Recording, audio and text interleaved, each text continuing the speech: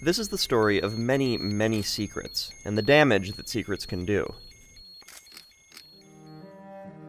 After World War II ended, the Soviet Union wanted the bomb, and they wanted it fast. They built so-called secret cities across the region, hidden from view and omitted from maps, to jumpstart the Soviet nuclear industry.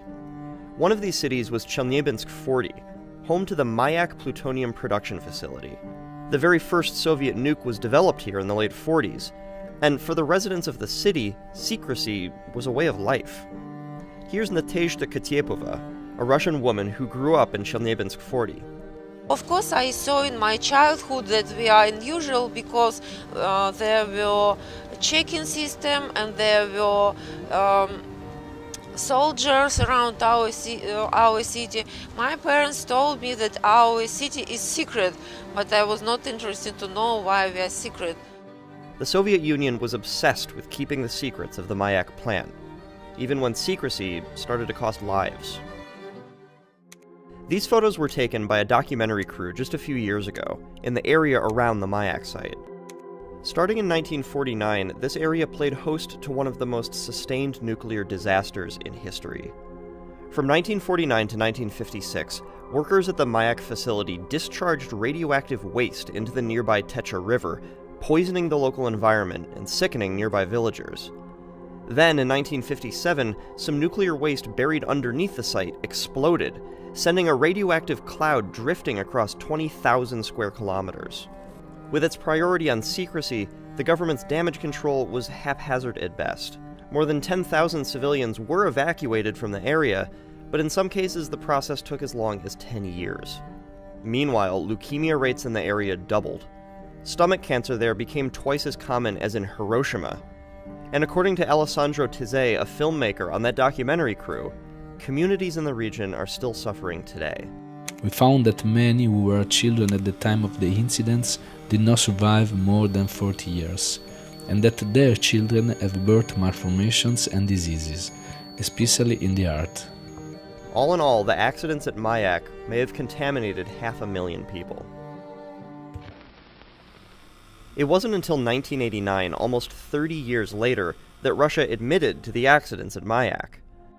Interestingly, the CIA knew about the 1957 explosion soon after it happened, but they also kept a tight lid on what they found. In fact, America's intel on Mayak was wrapped up in some pretty high-stakes spycraft. The famous U-2 pilot Francis Gary Powers was shot down while surveilling the disaster site.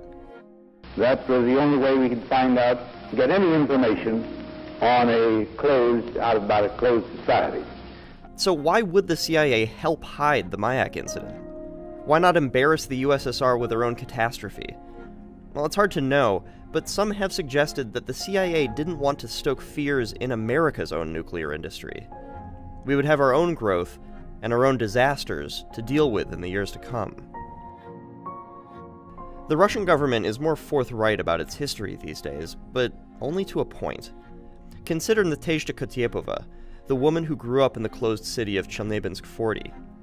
She's since become an advocate for the victims of the Mayak disasters, and she helped that documentary crew shoot their film in 2013. And she suffered for her involvement. Here's filmmaker Michaela Markolin.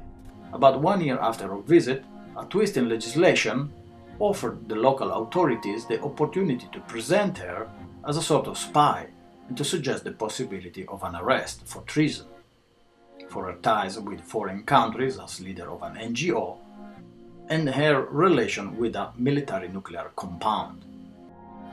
Nadezhda fled to Paris to escape a government obsessed with keeping its secrets for a little longer still. There's still much we don't know about the Mayak disasters, and much of what we do know comes from the careful, partial release of secrets held for years. Which means that finding the whole truth still demands going to where you're not welcome and staring those truths in the face.